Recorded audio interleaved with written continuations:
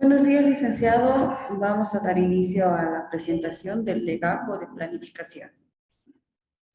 Somos de la Universidad Central de Bolivia, de la carrera de Contaduría Pública, curso complementario.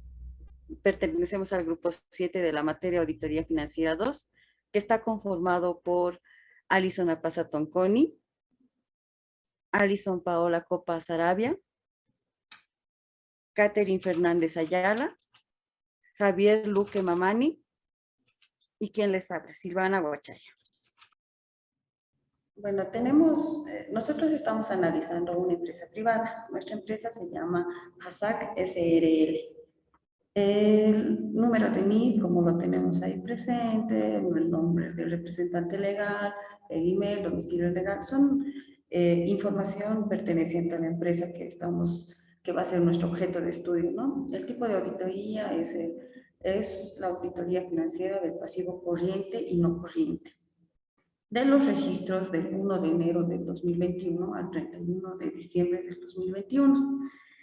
Nuestro grupo es el grupo 7 de esta materia y, como ya les había indicado, vamos a proceder a exponer el legajo de planificación.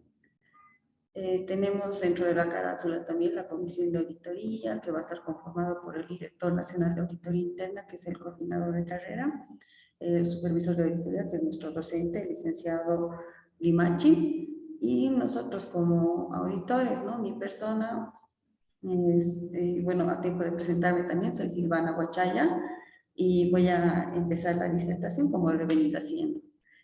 Vamos a continuar con la exposición. Tenemos en la página de índice del legajo de planificación, el contenido que va a tener este. En el legajo de planificación tenemos el memorándum que está referenciado con las siglas LPLA. Vamos a también hablar de los programas de trabajo que está referenciado con las siglas LPLB. Vamos a continuar con el cronograma de actividades que está referenciado con las siglas LPLC. Nuestra matriz de riesgos de la empresa, LPLD, evaluación de control interno, LPLE, y nuestra carta de compromiso que va a estar referenciado con las siglas LPLF. Tenemos nuevamente los datos de quienes lo están elaborando, tenemos el revisado por el supervisor, tenemos el aprobado por el director, que es lo que se realiza comúnmente dentro de una unidad de auditoría, ¿no? Que cada uno de los documentos tiene que ser elaborado por los auditores, revisado por el supervisor y aprobado finalmente por siempre y cuando tenga el visto bueno, ¿no? De nuestro director de unidad de auditoría interna. Vamos a proceder con el memorándum de planificación. Como anteriormente ya había mencionado al inicio de la disertación, dentro de este memorándum de planificación es muy importante estar al pendiente de aquello que podríamos sacar, reflexionar, encontrar, ya que nosotros como auditores tenemos que estar al pendiente de cada una de la información que nos pasa la empresa a ser auditada, ya que nosotros tenemos que estudiarla bien para tener conocimiento de aquellos temas que podrían ser motivos de hallazgos, de duda o de algún indicio de que algo está saliendo mal. Dentro del memorándum de planificación es en la parte donde se podría obtener este tipo de hallazgos, ¿no? Desde ya el inicio de la auditoría. Vamos a continuar con el contenido del memorándum de planificación, que va a englobar los aspectos generales, la naturaleza y conocimiento del negocio y su entorno, el sistema de información, políticas contables utilizadas, ambiente de control, evaluación de los riesgos, medición y determinación de la importancia relativa de los estados financieros, el enfoque de la auditoría esperado, la administración del trabajo, el trabajo realizado por la auditoría interna, programas de trabajo de auditoría. Comenzamos con los aspectos generales. Dentro de los aspectos generales vamos a tener los objetivos de la auditoría. Nosotros como auditores, al iniciar el memorando de planificación, vamos a tener que definir qué es lo que se espera llegar, ¿no? Y entonces decimos, nuestro objetivo principal es expresar un informe y dictamen sobre la situación financiera de la empresa HASAC para el ejercicio al finalizar el 31 de diciembre del 2021, de acuerdo a lo establecido por el Código de Comercio y demás normativa vigente, ¿no? El alcance del trabajo está fundamentado por las normas nacionales e internacionales. Vamos a continuar con las expectativas de la empresa, que como previamente se podría venir informando, ¿no? Que al momento de realizar una auditoría, de empezar a iniciar la auditoría, tenemos que tener relación directa con el personal de la empresa auditada para que así nosotros podamos recabar la información necesaria y si es que en algún momento encontráramos algún indicio, alguna consulta, poder ir fácilmente con ellos y consultar ya sea vía cuestionario, tal vez en una entrevista verbal, formalmente, ¿no? Podría ser al contador, al director administrativo financiero o a la persona que intervenga dentro de nuestra consulta, ¿no? Dentro de las expectativas de la empresa, vamos a tener la información que nos proporciona el informe, es, ¿no? Que de acuerdo a las conversaciones tenidas con el director ejecutivo de la empresa, manifestaron que se nos instruyó a nosotros como auditores internos realizar este trabajo en el libro de actas orientado para las diferentes áreas para verificar la razonabilidad financiera de cuentas expuestas, los registros contables de libros legalizados, revisión en base de pruebas y evidencias, del balance general, estado de resultados, la comprobación de, de todas las cuentas que sean necesarias, ¿no? Verificar también la razonabilidad y adecuada revelación de los registros de saldos y transacciones, verificar mediante pruebas selectivas la utilización del proceso de auditoría aplicables a circunstancias, ¿no? Continuamos con la naturaleza, el alcance, dirección de la auditoría. Nosotros como auditores internos realizaremos la planificación de la auditoría que deberá incluir una descripción de la naturaleza, oportunidad, alcance de los procedimientos de auditoría planteados para la evaluación de riesgos. Para obtener el entendimiento de los controles que son relevantes en la auditoría, evaluaremos el diseño de controles si se están implementando mediante la aplicación de procedimientos, así como realizar los cuestionamientos al personal. Como previamente lo había indicado, dentro de nuestro trabajo como auditores, vamos a tener que empezar a inmiscuirnos, ¿no? Dentro de la empresa y tener que realizar los controles necesarios, revisar la documentación pertinente, siempre y cuando esta sea motivo de consulta, porque al momento de solicitar documentación hay que prever que tengamos que solicitar la documentación necesaria e importante y suficiente para que nosotros podamos sustentar los hallazgos que tenemos dentro de la auditoría, ¿no? Continuamos aquí dentro del formato que tenemos para las empresas privadas. Vamos a ver que estamos de acuerdo a las normas de la CAU, de la CETENAC, de las normas internacionales de auditoría y demás, ¿no? Etcétera, que es algo de formato que nosotros ya lo vamos a venir viendo. Bueno, aquí tenemos un párrafo muy importante que tenemos que tomarlo muy en cuenta, que es el propósito de la auditoría, ¿no?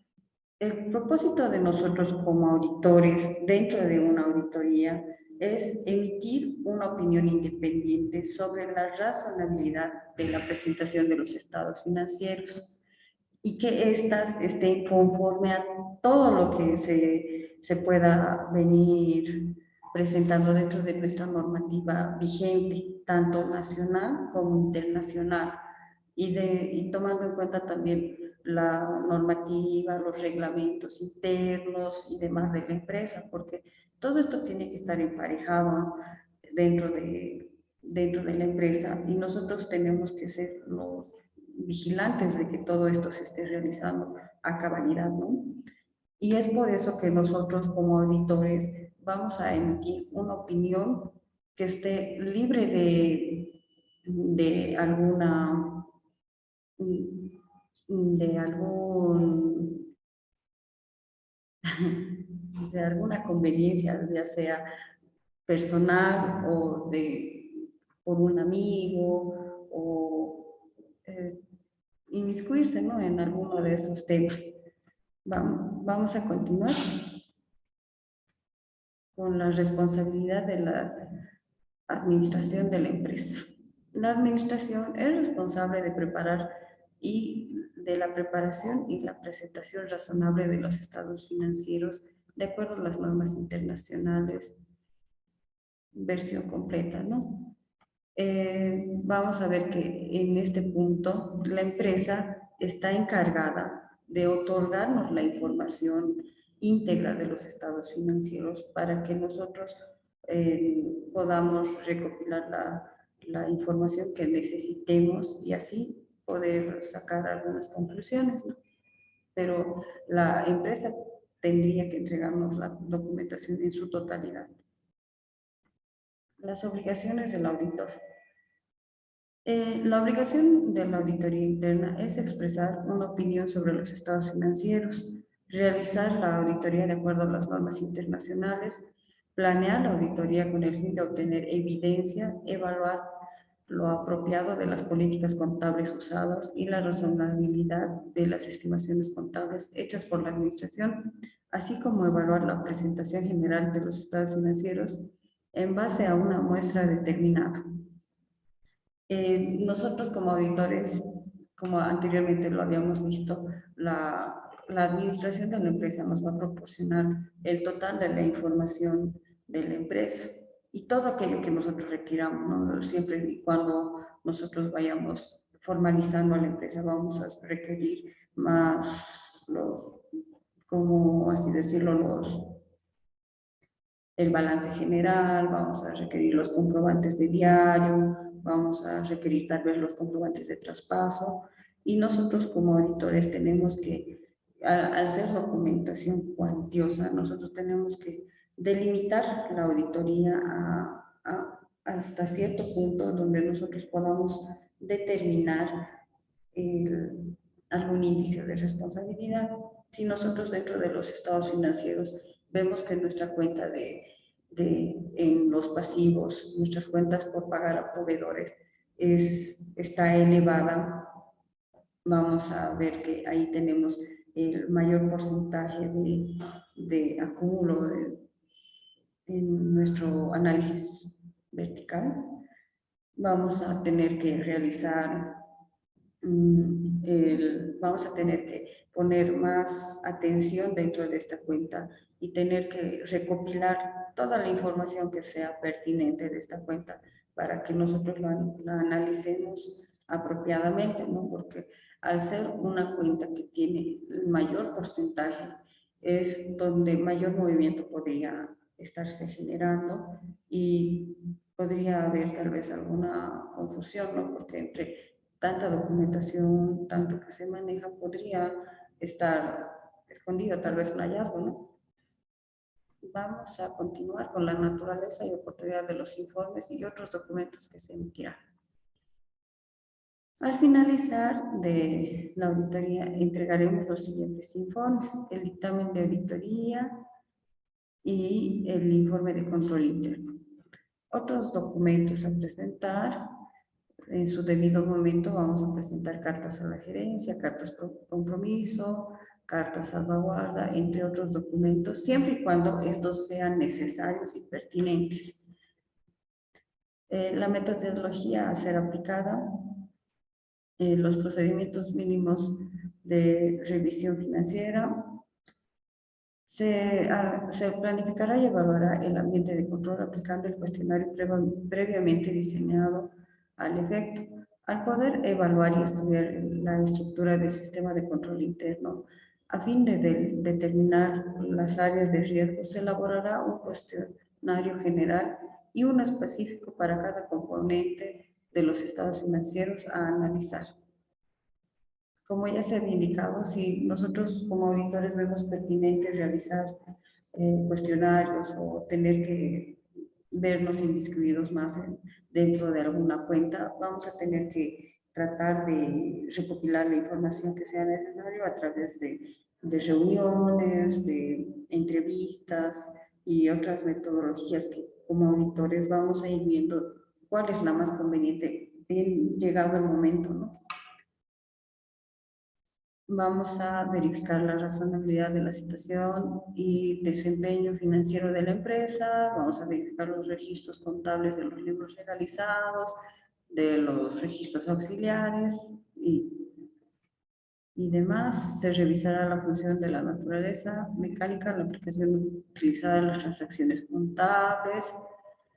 Dentro de esta parte de revisar la aplicación utilizada, nosotros también tenemos que ser conscientes que al momento de auditar a una empresa vamos a tener que previamente revisar sus manuales de procedimientos, sus manuales de funciones y ver la relación en estos, ¿no? Que la persona encargada de realizar el arqueo de caja chica sea una persona que en su manual de funciones está designada a realizar esta labor, porque yo como persona que atiende caja chica puedo decir, bueno, yo me haré mi autoevaluación, ¿no? Y no correspondería dentro del manual de procedimientos y el manual de funciones.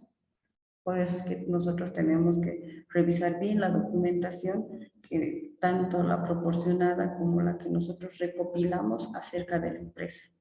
También vamos a verificar la razonabilidad y adecuada revelación del registro de saldos, el cálculo y pago a diferentes impuestos. También se va a verificar mediante pruebas selectivas la utilización del procedimiento de auditoría aplicable a las circunstancias. Vamos a continuar con las técnicas. Dentro de las técnicas, la acumulación de evidencia se efectuará a través de verbales, ¿no? O sea, indagar, investigar, hacer cuestionarios. Oculares, observación, comparación, confrontación, revisión. Documentales, cálculo, comprobación, métodos estadísticos, análisis y tabulaciones. Y físicas, inspección. Estas son las técnicas que se van a utilizar. Anteriormente ya había mencionado algunas de estas, pero dentro de nuestro MPA estamos mencionando a la empresa. Bueno, estamos determinando que vamos a usar cualquiera de estas técnicas. Las visitas. Vamos a realizar una visita preliminar, una visita durante el trabajo y una visita final. En cada una de estas se va a realizar determinadas labores que se van a especificar dentro del MPA. Las normas, principios y principales disposiciones legales aplicables a la auditoría. Son todas las normas internacionales, nacionales, locales que se encuentran vigentes, ¿no? Por las que nos vamos a guiar. Las actividades y fechas de mayor importancia. Dentro de las fechas claves que se ocuparán para la revisión del examen de los estados financieros, la empresa será designada de acuerdo a programas y eventos relevantes para la empresa y que tendrán las siguientes actividades, ¿no? La naturaleza y conocimiento del negocio y su entorno. El conocimiento del negocio. Nosotros, como ya lo había mencionado, vamos a tener que revisar los antecedentes de la empresa, su actividad económica, a qué se dedica, dónde pertenece, dónde está funcionando, en qué parte, ¿no? La capital de trabajo, la forma de contratación del personal, cómo es que capacita a su personal, la influencia que tiene en los servicios que presta. porque no nos olvidemos de que cada empresa tiene una responsabilidad social y ahora hasta ambiental, ¿no? Para las particularidades de la empresa, tal vez también la competencia que éste tiene, para también tener un punto de referencia en el cual enmarcar, ¿no?, algunos precios y de acuerdo a lo que necesitemos. También vamos a ver que dentro de este punto de conocimiento del negocio tenemos la estructura organizativa y operativa. En este punto, nosotros tenemos que tomar mucho énfasis en la estructura organizacional, ya que dentro de la estructura nosotros vamos a poder ver cómo es que está conformada la empresa, quién depende de quién o qué está pasando, cuál es el conducto regular de alguna de las transacciones. Es por ese motivo que nosotros revisamos el organigrama, para que nosotros podamos tener conciencia de cómo es que se está realizando esa labor y empezar a ponerle rostros también a nuestros manuales de funciones que ya habíamos revisado previamente.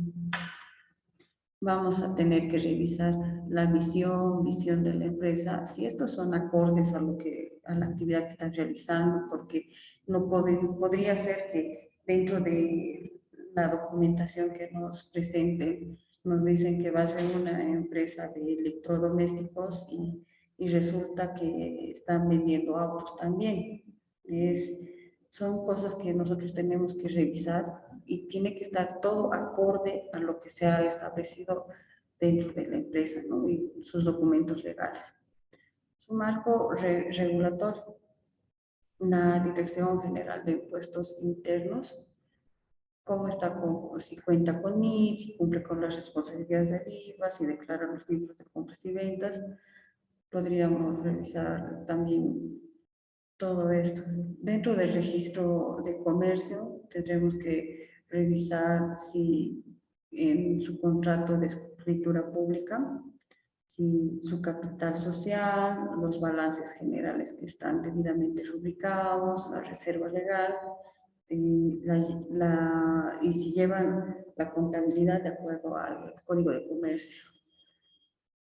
Dentro del Ministerio de Trabajo, si todo su personal está inscrito dentro del Ministerio de Trabajo, ya no recuerdo, todo el personal tiene que tener contrato, o si está dentro de la planilla de AFPs y todo lo relacionado, ¿no? El desempeño financiero. La empresa HASAC ha tenido un crecimiento constante durante los años al operar en el mercado. Vamos a revisar dentro del desempeño financiero que si la empresa que estamos auditando está mejorando su clientela, está bajando los precios, qué proveedores tiene, dónde su mayor porcentaje de ventas, durante qué periodo, cuánto se vendió y demás.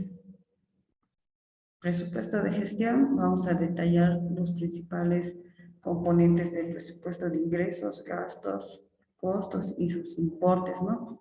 Sus fuentes de financiamiento, si la empresa tiene o no tiene deudas con el banco, que generalmente siempre tienen, ¿no?, para poder levantar una empresa como a nivel personal. Siempre se requiere un crédito bancario para adquirir ciertos documentos, ¿no? Bueno, continuando con la exposición, va a continuar mi compañera Alice. Mi nombre es Alison Apaza y voy a continuar con la exposición. Sistema de información y políticas contables utilizadas. La empresa HASAC cuenta con un sistema de contabilidad computarizado denominado Novus, el cual le permite introducir la información necesaria para que el mismo sistema pueda ayudar a darles información financiera de los diferentes estados contables que requiera la empresa. Los datos de registro contables y otros. Base de presentación. Los estados financieros de la empresa HASAC se presentan de acuerdo a los PCGA, las NIC y las NIF reconocidas en Bolivia. La unidad monetaria que maneja es el peso boliviano. El efectivo se presenta en el balance segregado conforme el grado de disponibilidad y o restricciones. Las cuentas por cobrar, provisión para cuentas incobrables, la provisión para estas cuentas es el 5%. Los inventarios, la empresa HASAC evalúa sus inventarios al costo promedio y registra el costo según factura más gastos de importación y las mercaderías de tránsito al costo de factura. Inversiones en acciones. Las inversiones en la sociedad están registradas al costo de adquisición. El activo fijo representa los bienes muebles e inmuebles que adquiere la sociedad. Se registran al costo de adquisición las renovaciones y mejoras importantes que capitalizan, mientras que las reparaciones y mantenimiento que no mejoran el activo ni alargan su vida útil restante se carga al gasto a medida que se efectúa. Las depreciaciones. La sociedad utiliza el método de línea recta para depreciar sus activos. Las inversiones a largo plazo. Las inversiones en acciones se registran por el método de costo de adquisición. La reserva legal. La reserva legal se forma a través de la provisión anual de las utilidades netas de cada año, hasta que represente el 20% del capital social. Los documentos fundamentales. La documentación de auditoría tiene como objetivo proporcionar un registro suficiente y apropiado de las bases para el dictamen de auditor y evidencia de la auditoría se planeó y realizó de acuerdo con normativas técnicas y legales. Además, la documentación puede estar contenida en una o más carpetas u otro medio de almacenamiento en forma física o electrónica. Ventas. Se justifica son las facturas y comprobantes de crédito fiscal emitidos por la prestación de servicios en cuotas y al contado, las cuales se archivan en los paquetes de venta diarios. Los ingresos. Su justificante es el efectivo y los cheques recibidos diariamente provenientes de ingresos por servicios y otras actividades financieras depositados en los bancos. Los egresos. Su justificante son las facturas, comprobantes de crédito fiscal y recibo, los cuales son pagados diariamente por medio de cheques, efectivo y notas de débito bancarias y tarjetas de crédito corporativo. Comprobante de diario. Su justificante son las entradas contables por los traslados de los valores en las cuentas, contabilización de inventarios, transacciones entre compañías afiliadas, etcétera, y toda otra operación contable que no represente ingreso o egreso en efectivo. Como un sistema contable es computarizado, se digitan los registros por cada partida que cubra una operación, ya sea de venta, ingreso, pago, etc., generando los registros auxiliares o reportes mecanizados que sean necesarios para el control y contabilización de tales operaciones. Los comprobantes justificantes y demás documentos probatorios son archivos innumerados correlativamente por cada mes y año separadamente. Así, comprobantes de ingreso, de egreso, de diario y de ventas, estos comprobantes se registran en un reporte mecanizado auxiliar mensual y se archivan en orden cronológico por mes y por año. Con el sistema se generan muchos reportes con información completa de todas las operaciones de la empresa, las cuales ayudan a un análisis y depuración de cuentas. La codificación. La codificación en el número 1 son los activos, con el número 2 están los pasivos, 3 patrimonio, 4 resultados deudores, 5 resultados acreedores, 6 liquidación de resultados deudores y acreedores. Ambiente de control. Con base en las respuestas del cuestionario de control interno de ambiente de control, se debe resumir los aspectos más significativos de los factores que los integran, a saber, integridad y valor ético, administración estratégica, sistema organizativo, asignación de responsabilidades a nivel de autoridad, filosofía de la dirección, competencia del personal, políticas de administración del personal, atmósfera de confianza. Por ejemplo, en la empresa HASAC, en la parte de integridad y valor ético, tienen un interés en propiciar una cultura organizacional en cuanto a la integridad y los valores éticos de sus dependientes, de los trabajadores. Por cuanto la empresa cuenta con un código de ética escrito que enfatiza la importancia de estos valores, el personal responde adecuadamente a la integridad y valores éticos con características de integridad, confiabilidad y oportunidad para dar cumplimiento a las exigencias de la organización. No se tiene conocimiento de hechos de vulneración hacia la ética, tampoco así de hechos fraudulentos en los que se encuentra involucrado el personal. La evaluación de los riesgos. Se identifica y evalúa los riesgos de representación errónea de importancia relativa a nivel de estado financiero y a nivel de aseveración para clases de transacciones, saldos de cuentas y revelaciones. Se identifican los riesgos a lo largo del proceso de obtención de entendimiento de la empresa y su entorno, incluyendo los controles relevantes que se relacionen con el riesgo. Y al considerar las clases de transacciones, saldo de cuenta y revelaciones en sus estados financieros. Relaciona los riesgos identificados con los que pueda estar mal a nivel de aseveración. Considera si los riesgos son de una magnitud que pudiera dar como resultado una representación errónea de importancia relativa de los estados financieros y considera la probabilidad de los riesgos pudieran dar como resultado una representación errónea de importancia relativa de los estados financieros. Identificación de riesgos cualitativos y cuantitativos. Presentar por medio de una matriz la estructura para considerar la evaluación de los riesgos como parte importante de la planeación de la auditoría según su entendimiento y entorno. Medición y determinación de la importancia relativa, error de materialidad de los estados financieros. La determinación de la importancia relativa por parte del auditor es una cuestión de juicio profesional y afecta a la percepción del auditor de la necesidad de información financiera de los usuarios de los estados financieros. La importancia relativa del desempeño significa la cantidad o cantidades que fija el auditor para que los estados financieros como un todo para reducir un nivel apropiadamente bajo la probabilidad de que el agregado de declaraciones erróneas sin corregir y sin detectar exceda la importancia relativa para los estados financieros como un todo. La importancia relativa.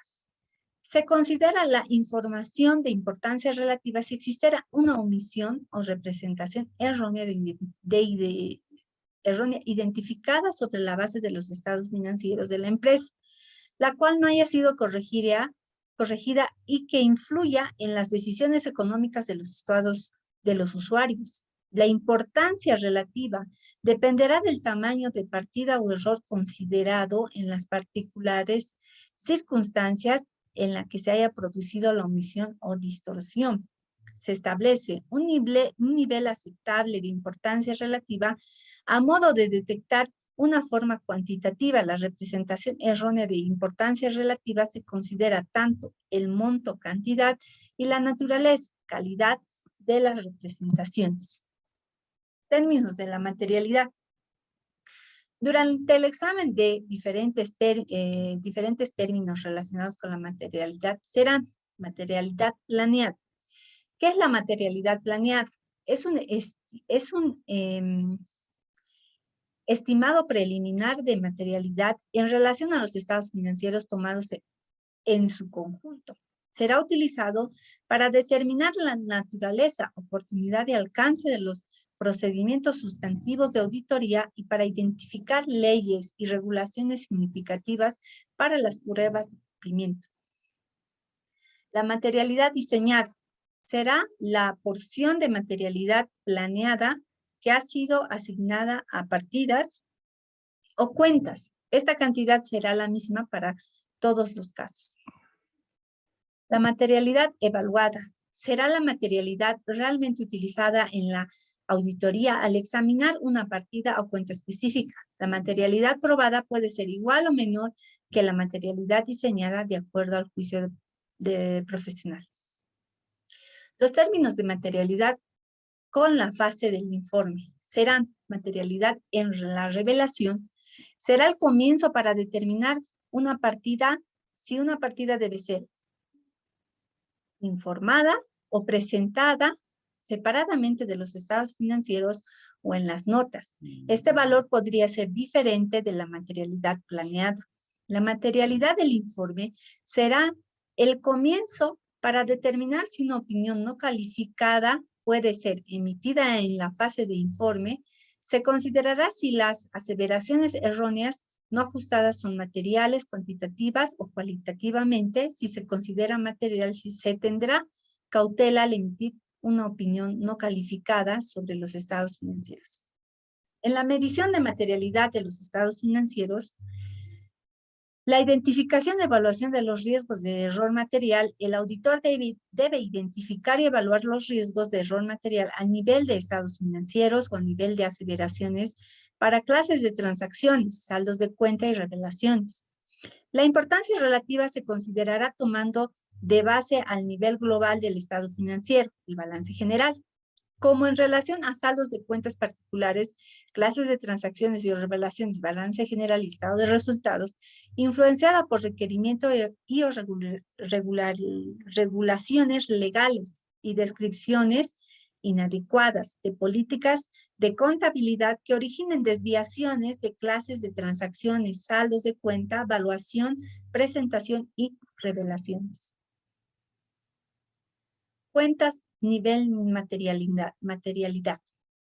En total activos del 0,5 al 1% y en el pasivo del 0,5 al 1%. El enfoque de auditoría esperado.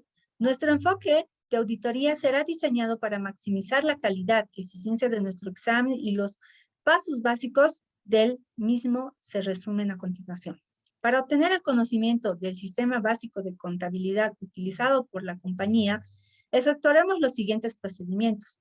Obtendremos información relativa a la actividad que realiza la empresa, identificaremos y documentaremos las operaciones claves, identificaremos los controles críticos del sistema de contabilidad para efectos financieros, revisaremos el sistema de documentación existente para riesgos financieros. Evaluación de los sistemas. Mediante el uso de diferentes herramientas, evaluaremos los principales sistemas con el propósito de identificar las áreas de mayor importancia y aquella que se considere problemática para efectos financieros. La confirmación de nuestro conocimiento del control interno. Para confirmar nuestro conocimiento del sistema, cuando lo consideremos apropiado, llevaremos a cabo lo siguiente.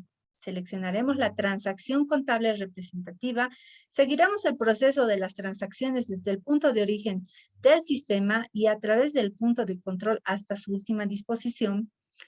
Seleccionaremos aspectos legales claves de cumplimiento para evaluar que este haya sido oportuno y efectivo. La comunicación de observación y recomendaciones.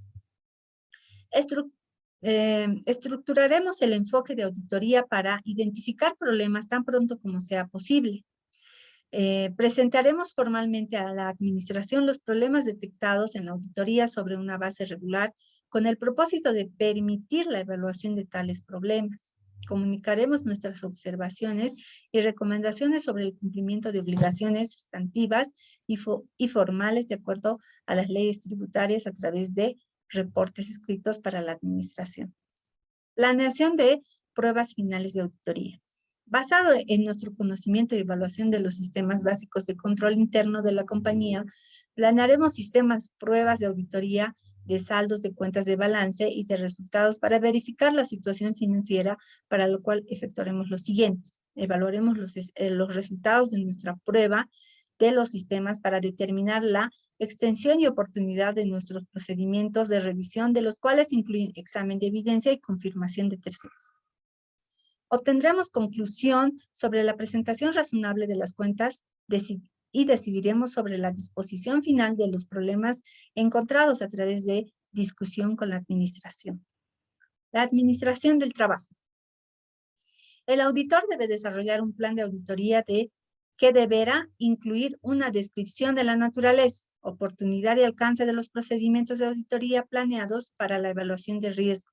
Al obtener un entendimiento de los controles que son relevantes en la auditoría, el auditor deberá evaluar el diseño de esos controles y determinar si se han implementado mediante la aplicación de procedimientos, así como al realizar los cuestionamientos al personal de la entidad. La naturaleza, oportunidad y alcance de procedimiento de auditoría adicionales planeados a nivel de aseveración. El plan de auditoría es más detallado que la estrategia general de auditoría en cuanto a que incluye la naturaleza, oportunidad y alcance de los procedimientos de auditoría a realizar por los miembros del equipo de trabajo para obtener suficiente evidencia apropiada para reducir el riesgo a nivel aceptablemente bajo. Enfoque de auditoría y logística de trabajo.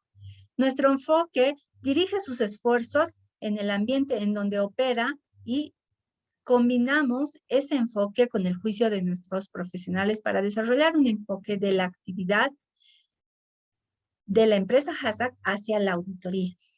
Administración de la auditoría.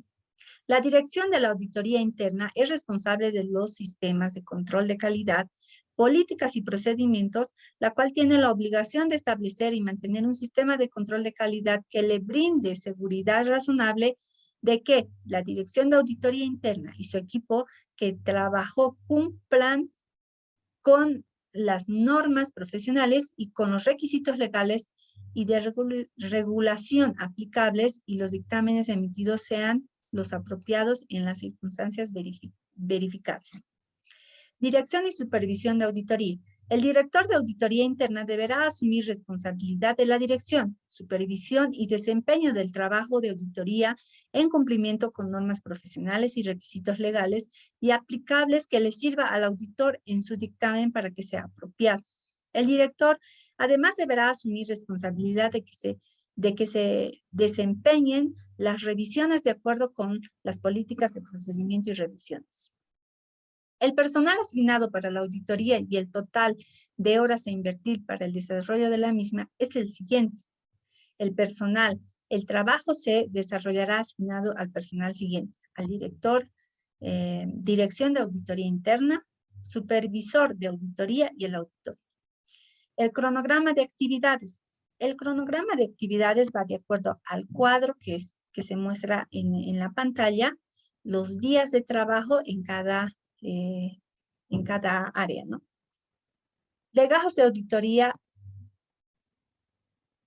El legajo permanente, existe el legajo permanente, el legajo de planificación, el legajo corriente y el legajo de resumen. Esos son los legajos que van a presentar el equipo de auditoría. En el trabajo realizado por la auditoría interna, describir brevemente el desempeño de la auditoría y su incidencia en la confiabilidad del sistema de control interno. En el programa de trabajo de auditoría, los programas de auditoría que serán aplicados se exponen a continuación. Mi compañera va a continuar esta disertación. Hasta aquí llegué. Muchas gracias. Continuando con la exposición, como ya lo habíamos mencionado anteriormente, el legajo de planificación es la primera etapa de la auditoría. En sí, el legajo de la planificación le va a dar un enfoque a la auditoría. Voy a continuar con la sección número 2, en la que habla sobre los programas de trabajo. Dentro de estos programas de trabajo, se menciona que en esta etapa del legajo de planificación no lo vamos a llenar. Los cuadros van a ir vacíos. Esto es debido a que se van a ejecutar en la segunda parte de la auditoría.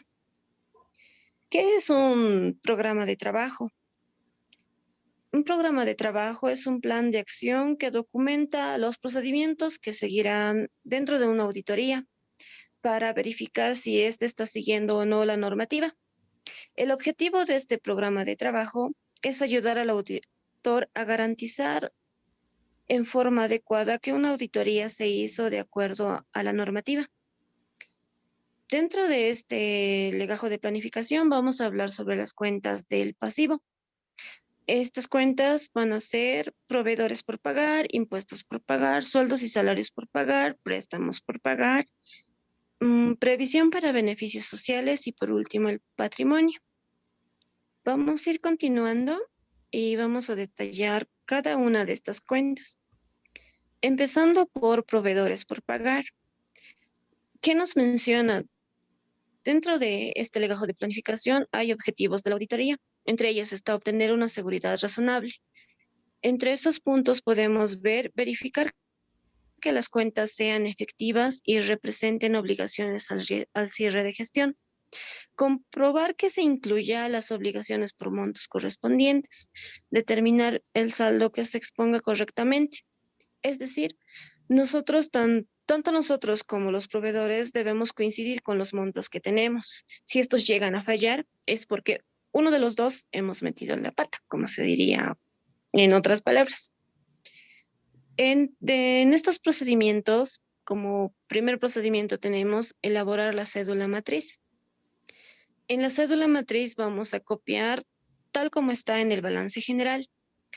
Vamos a proseguir con la cédula sumaria, en el cual se va a copiar todas las subcuentas o las pequeñas ramificaciones que tengamos dentro de esta. El tercer procedimiento va a ser solicitar el detalle de proveedores por pagar. Dentro de esto, como bien sabemos, no vamos a poder tomar el 100%. En este caso vamos a tomar un 75%, siendo así el 25% nuestro margen de error. Como cuarto procedimiento, tenemos que con la muestra determinada, vamos a preparar la cédula de confirmación. Esta será firmada por la MAE, considerando la fecha de entrega de la circularización. El quinto procedimiento, dentro de la respuesta recibida, vamos a solicitar la aclaración al contador general de la empresa. El sexto procedimiento ya sería en base a la recolección de evidencias, preparar la cédula analítica. Vamos a proseguir con el séptimo procedimiento. Dentro de este menciona que de existir algún incumplimiento al manual de funciones del contador general, se va a redactar la planilla de hallazgos de auditoría, considerando los atributos de condición, criterio, causa, efecto y recomendación.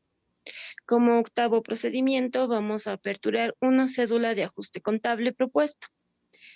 Vamos a proseguir con la siguiente cuenta del pasivo, siendo esta la cuenta impuestos por pagar. Como ya lo habíamos mencionado anteriormente, tenemos que verificar que las deudas sean efectivas, también comprobar que se incluyan las obligaciones contraídas, determinar que el saldo se exponga correctamente. Al igual que la anterior cuenta, vamos a seguir una serie de procedimientos, empezando con la elaboración de la cédula matriz. Como se dijo, vamos a copiar del balance general. Vamos a proseguir con la cédula sumaria. Como tercer procedimiento va a estar indagar a la encargada de tributos fiscales sobre el saldo de la cuenta impuestos por pagar. Como cuarto procedimiento tenemos, a fin de determinar la declaración correcta de las ventas durante la gestión 2021, se va a solicitar el detalle de bancarización del libro de ventas, realizar el cruce de información con el libro de ventas. Estos serán cruzados con el formulario IVA y las facturas observadas. El quinto procedimiento va a ser el resultado del procedimiento anterior. Proseguiremos a elaborar la cédula analítica, exponiendo los saldos encontrados. El sexto procedimiento será que si en caso encontráramos algún incumplimiento a la normativa del Servicio de Impuestos Nacionales, vamos a redactar nuestra planilla de hallazgos. Como séptimo procedimiento ya sería aperturar una cédula de ajuste contable si se necesitara en este caso. Vamos a proseguir con la siguiente cuenta del pasivo, que sería los sueldos y salarios por pagar. En esta cuenta nos menciona que debemos verificar que las cuentas sean efectivas y representen obligaciones al cierre de gestión. También comprobar que se incluyan las obligaciones por montos correspondientes. Determinar que el saldo que se exponga correctamente. Los procedimientos van a seguir siendo los mismos, elaborar la cédula matriz, prosiguiendo con la cédula sumaria. El tercer procedimiento ya es obtener la planilla de sueldos del mes de diciembre de 2021 y verificar que el saldo por pagar corresponda al líquido pagable. En relación a la información anterior, vamos a comprobar mediante una prueba global de razonabilidad de los saldos correspondientes a los aportes patronales y retenciones por pagar. El quinto procedimiento ya es el resultado del procedimiento anterior, elaborando la cédula analítica, exponiendo los saldos encontrados por la comisión, entre otros. Como bien ya lo habíamos mencionado, de existir algún incumplimiento al manual de funciones, se va a redactar la planilla de hallazgos, tomando en cuenta los atributos como son la condición, el criterio, la causa, el efecto y la recomendación. El último procedimiento va a ser aperturar una cédula de ajuste contable si fuera necesario. Pasaremos a la siguiente cuenta del pasivo. Esta es préstamos bancarios por pagar. Dentro de esta podemos obtener que debemos verificar que los préstamos sean efectivos y representando obligaciones a largo plazo. También verificar que incluya todas las obligaciones prestatarias a valores previamente determinados. Determinar que el saldo que se exponga correctamente. También se va a proseguir con los mismos procedimientos, elaborar la cédula matriz, prosiguiendo con la cédula sumaria. El tercer procedimiento ya va a ser preparar una confirmación de saldos positiva. El cuarto procedimiento, en relación a la respuesta recibida por la entidad financiera, se evaluará el saldo de la cuenta préstamos por pagar. El quinto procedimiento es el resultado del procedimiento anterior, elaborar la cédula analítica exponiendo los saldos encontrados por la Comisión de Auditoría. El sexto procedimiento va a ser, si existiera algún incumplimiento, se procede a redactar la planilla de hallazgos. Y como último procedimiento, una cédula de ajuste contable propuesto si fuera necesario. Siguiendo con las cuentas del pasivo, tenemos ahora la previsión para indemnización, beneficios sociales. Al igual que las otras cuentas, se van a seguir los mismos procedimientos, elaborar la cédula matriz, la cédula sumaria. Pasando al tercer procedimiento, ya tenemos que obtener la planilla de 3 meses anteriores. En este caso sería octubre, noviembre y diciembre de la gestión anterior. En el cuarto procedimiento nos indica que como resultado deberíamos elaborar la cédula analítica, exponiendo a aquellos trabajadores que prestan sus servicios por un periodo mayor a 90 días, es decir, 3 meses. Asimismo, vamos a determinar el tiempo de servicios prestados y obtenga el tiempo efectivo para la provisión. El sexto procedimiento nos menciona que debemos obtener el promedio de los últimos 3 salarios o en su caso el promedio de los jornales. El séptimo procedimiento ya nos va a mencionar que con la información obtenida determinando la provisión acumulada al cierre de la gestión y el octavo procedimiento, como ya lo habíamos mencionado, de existir algún incumplimiento al manual de funciones, se proseguirá a redactar la planilla de hallazgos, tomando en cuenta los atributos de la condición. Vamos a ir con una cuenta del patrimonio. En este caso, nos menciona que también debemos verificar los saldos expuestos, comprobar que las cuentas que componen el patrimonio estén adecuadamente evaluadas, también determinar que el saldo que se exponga correctamente. Al igual que el pasivo, se va a seguir la elaboración de la cédula matriz, luego la cédula sumaria. El tercer procedimiento ya es comprobar que el capital social represente a las acciones efectivamente pagadas. El cuarto procedimiento, con la información del saldo de capital social, se debe verificar el correcto cálculo y presentación de la cuenta ajuste de capital. El quinto procedimiento se refiere a obtener información al movimiento de las cuentas relativas a las reservas. El sexto procedimiento nos habla de los resultados del periodo, centralizando todos los asientos de ajustes efectuados en la auditoría.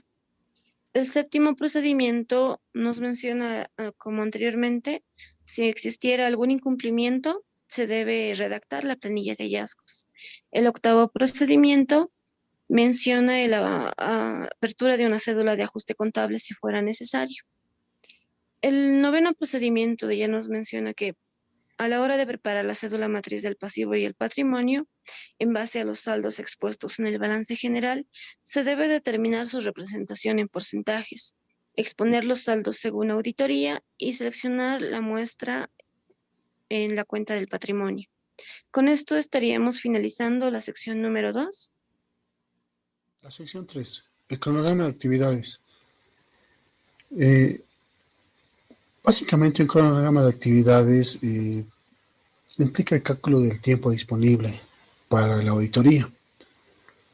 Es un tiempo efectivo que el personal de auditoría va a utilizar para distribuir el tiempo para cada auditor, para el cálculo de los viáticos y pasajes que pueden implicar esta auditoría y realizar la separación entre cada actividad y darle un tiempo específico.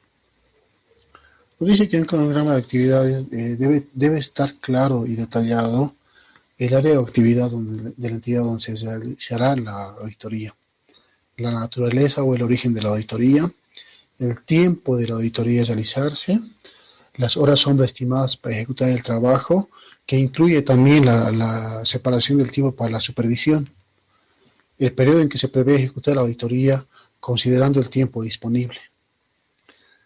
A continuación presentamos un cronograma de actividades considerando el nivel de importancia o el riesgo o el requerimiento legal o técnico para evaluar los recursos con que cuenta la oficina de auditoría.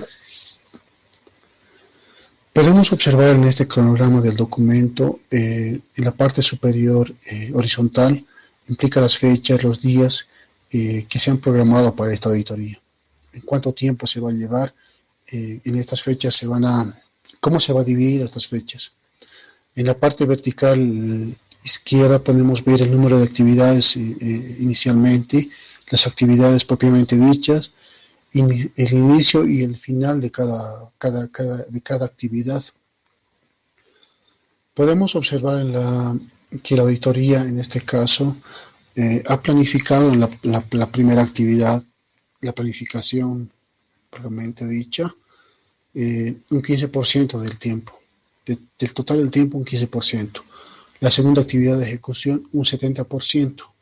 Y la tercera actividad, la comunicación de resultados, un 15%. Vale también decir que en cada una de estas actividades puede haber un cronograma de actividades más detallado para poder entender, para poder saber llevar la auditoría en cada una de estas etapas. En la sección 4 podemos observar el matriz de riesgos de auditoría. Básicamente, el matriz de riesgos es una herramienta que nos permite identificar, cuantificar el valor de los riesgos a los que tenemos que hacer frente. Nos permite recoger en un solo papel los riesgos detectados durante el proceso de auditoría, la evaluación que se han dado a los mismos, su tratamiento durante el encargo y el posible impacto que han tenido en el informe de auditoría. En esta etapa listamos los eventos que posiblemente pueden ocurrir y afectar la actividad normal de la empresa, y algunas de estas podemos nombrarlas. El incumplimiento del marco legal regulatorio, que los procesos no estén regidos, digamos, a un proceso normativo legal. El fraude interno. Puede haber desvío de fondos de dinero, de información, si no se cumplen los procedimientos. Los delitos informáticos, que son ataques de virus, ataques de hackers, el mal uso también de los sistemas informáticos por parte de los funcionarios. Dentro de la matriz de riesgos podemos identificar en estos cuadros la probabilidad y la consecuencia. El matriz de probabilidades implica la ocurrencia de un riesgo, que puede ser de frecuente, probable, ocasional, posible, hasta improbable. Van puntuados del 5 al 1 en su valor de importancia. 5 como frecuente y improbable como el valor 1. O sea que puede ocurrir, que 5 que sí o sí va a ocurrir. El siguiente cuadro nos muestra las consecuencias. Las consecuencias del riesgo que puedan ocurrir, que puede ser desde catastrófico, puede ser peligroso, puede ser moderado, puede ser menor, puede ser insignificante. Están evaluados con letras alfabéticas. La A, que implica un valor insignificante, que son errores operativos o que existe incumplimiento de algunos puntos de control interno, pero que se pueden controlar y son subsanables. Hasta la E, que es el crítico, que existen importantes errores, severos incumplimientos al ordenamiento jurídico o no haber seguido las recomendaciones de auditorías anteriores, que antes pueden haber sido riesgos insignificantes que ahora se han vuelto catastróficos, es muy probable. Acá podemos observar cómo es una matriz de riesgos. En las dos presentaciones de la matriz de riesgos implica, según el criterio del auditor, cuál es la matriz de riesgos que pueda utilizar. En el primero se puntúan con letras, y en el segundo con números. Pero el nivel de importancia, el nivel de riesgos están marcados por los colores rojo, el naranjado, el amarillo, el verde claro y el verde oscuro, los cuales nos muestran, digamos, el nivel de riesgos que puede haber. Aquí abajo podemos ver la puntuación que le colocan. El riesgo bajo, que va del 1 al 3, el riesgo moderado, que va del 4 al 6, el riesgo alto, que va del 7 al 14, y el riesgo extremo, que va del 15 al 25. Para entender un poco mejor esto del matriz de riesgos, tal vez podemos hacer un ejemplo, utilizando, digamos, la cuenta del efectivo, una cuenta que conocemos la mayoría. Podemos identificar qué riesgos existiría en esta cuenta para poder identificar algunos de estos y tal vez puntuarlos. Tal vez en el efectivo, en el manejo efectivo, podemos identificar un cobrador que nunca deposita el dinero en su fecha o que lo hace después de un tiempo, que básicamente, digamos, no implica falta de dinero, pero que en algún momento es un riesgo, que pueda haber que el dinero desaparezca, se pueda robar de alguna manera, que el cobrador no deposite en momentos de acuerdo al procedimiento, al final de la tarde o al final de la semana, como esté en el procedimiento. Podemos ver que puede ser posible que esto suceda con un valor de 2. Que sí es muy peligroso si esto continúa, que más adelante puede pasar algo. Según el criterio del auditor, lo puntuamos con un 8, lo que implica un riesgo alto. Tal vez un siguiente riesgo podemos tomar en cuenta que la empresa no tiene liquidez para pagar sus propios gastos, a raíz, digamos, de unos posibles riesgos anteriores que hemos escuchado y que no se han tomado en cuenta y que se han vuelto muy peligrosos, lo cual es muy probable que pueda suceder si no se han tomado en cuenta los riesgos anteriores y que sería catastrófico para la empresa, puntuándolo con un 20. Esto implicaría que este riesgo es extremo. La empresa puede parar, ya no pueden producir, o sea, implica, digamos, que el dinero ya no ingrese a la empresa, que los productos ya no salgan al mercado, o sea, que es algo muy peligroso, lo cual podemos informar en la comunicación de resultados y que la gerencia tenga que tomar en cuenta nuestras observaciones y haga algo antes de que suceda. Básicamente el ejemplo sería ese. Yendo a la sección 5, en la evaluación del riesgo interno, podemos observar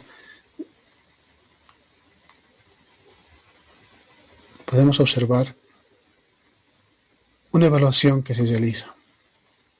La evaluación que se realiza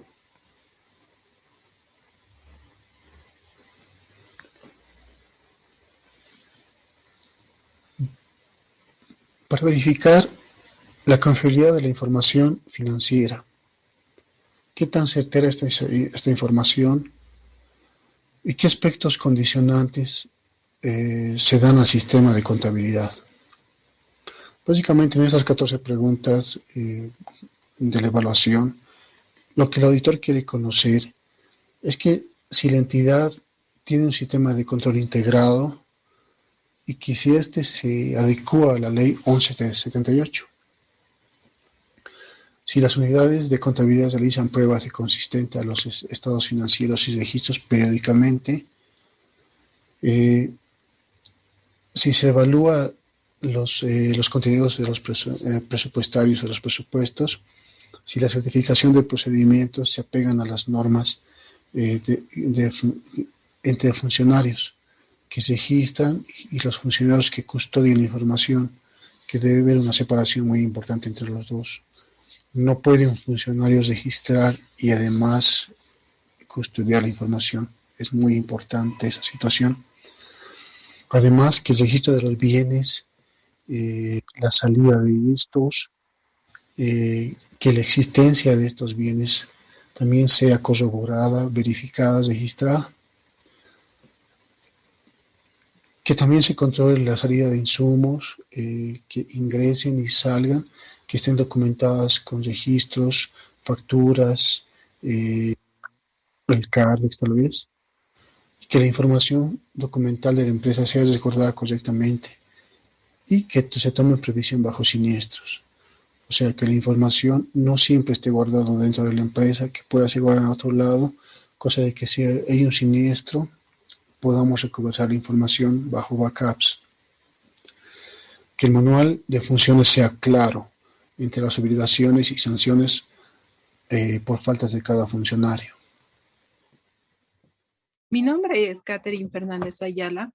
Continuando con la evaluación al control interno, este tiene por objeto calificar los controles relacionados con la eficacia y eficiencia de las operaciones en el relevamiento y comprobación de resultados. El auditor gubernamental es el responsable de estos informes o cuestionarios. Durante la planificación se utilizarán los cuestionarios exclusivamente para el relevamiento del diseño de controles, cuyas columnas permitirán al auditor manifestar si existe o no el diseño necesario. En el relevamiento de estas actividades de control tiene dos propósitos. Uno es conocer cuáles son los controles que sean controles sobre la información financiera que sea diseñada en la entidad, para luego evaluar su eficiencia y aplicación de los mismos. Y segundo, determinar el riesgo de control para planear y programar un efectivo enfoque para la auditoría financiera. Como se ve en este ejemplo de la empresa YASAC SRL, del 1 de enero al 31 de diciembre del 2021, como componente tiene el cumplimiento de leyes y normas. Tomaremos de ejemplo esta pregunta. ¿Los procedimientos incluyen actividades de control para asegurar que se recauden los recursos necesarios? Si el auditor evaluador pone la casilla sí, esto quiere decir que sí existen evidencias del diseño de un control necesario y por ende este tiene que estar referenciado. Si marca la opción no, esto quiere decir que no existe evidencia del diseño de control necesario o que es inadecuado. Si marca la opción no aplicable, significa que el control no es necesario debido a las características de la entidad o normas vigentes. Y hecho por, se pone el nombre del auditor evaluador. Y por ende, este igual está supervisado por un encargado. La calificación es de 0 a 1, según la guía de evaluación de procesos de control interno de la Contraloría General del Estado. 0 significa que según las pruebas que realizó el auditor y las analizó, no funciona o presenta un funcionamiento inadecuado. Y si califica de 1, significa que sí ha verificado que el control necesario presente en funcionamiento adecuado. Igual se pone referencia. Según todas estas preguntas que se toma en este control, que toma el control, el auditor a la empresa, es como una autoevaluación que hace la unidad de auditoría la unidad de auditoría interna. Calificando todas estas preguntas, se tiene un óptimo para el subcomponente de 75. Esto quiere decir que deben ser alrededor de 75 preguntas. Y la sumatoria de las calificaciones se pone aquí, y este se divide entre este. Y la calificación proporcional obtenida, si es de 0,67 a 1, quiere decir que el control ha sido eficaz. Y si la calificación es de 0,34 a 0,67, significa que ha sido eficaz con salvedad. Y si la calificación ha sido de 0 a 0,34, significa que el control ha sido ineficaz en esta empresa. Continuando, la aplicación del formulario 6213. Este formulario se utiliza más que todo en entidades gubernamentales. Tiene por objeto evaluar la eficacia del componente de supervisión. Igual se aplica en la auditoría del proceso de control interno. Como se puede ver, es igual un formulario que se tome en cuenta como un cuestionario, de la misma forma. Este cuestionario comprende una serie de aspectos condicionantes que, una vez calificados, permitirán conocer el nivel de eficacia alcanzada en este momento determinado, que se tomó el mismo periodo de tiempo. Las respuestas a estos cuestionarios se fundamentan en la información obtenida. En los aspectos condicionantes, igual el auditor evaluador hace preguntas. De la misma manera, responde sí, no. Sí, si existen evidencias de un diseño adecuado. Y si marca la opción de no, esto quiere decir que no tiene un diseño eficaz o que es un diseño inadecuado. Y de tal manera no aplicable significa que es debido a las características de la entidad o normas vigentes de la entidad gubernamental. Igual en este papel de trabajo, igual se cuenta como papel de trabajo porque tiene referencias. De tal manera, igual se pone el nombre del auditor evaluador y el supervisor.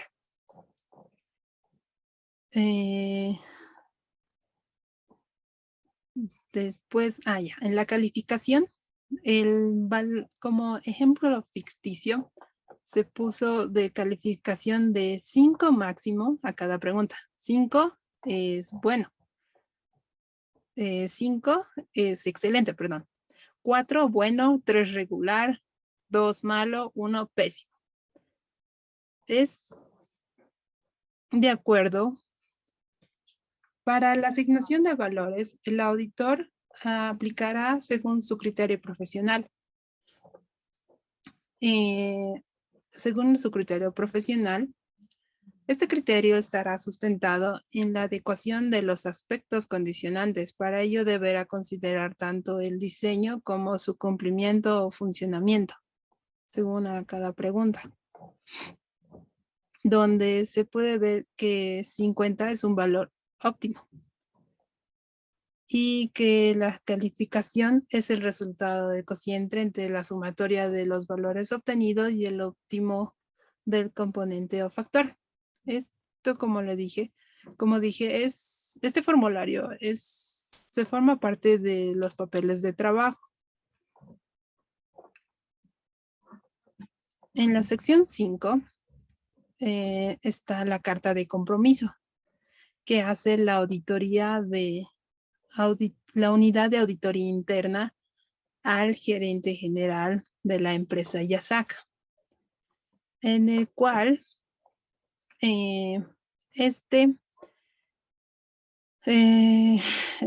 la unidad de auditoría se responsabiliza de cumplir con lo presentado en la propuesta técnica y una vez aceptada la misma la empresa especifica la naturaleza y su alcance de su trabajo. También se detalla en esta carta la normativa vigente, que se toma en cuenta el periodo que se señaló de 1 de enero al 31 de diciembre, del cual la unidad de auditoría interna espera que se dé toda la información necesaria y que aplicarán las normativas vigentes, la normativa de auditoría general aceptada en Bolivia, y además que esperan la cooperación de la unidad, de las unidades operativas.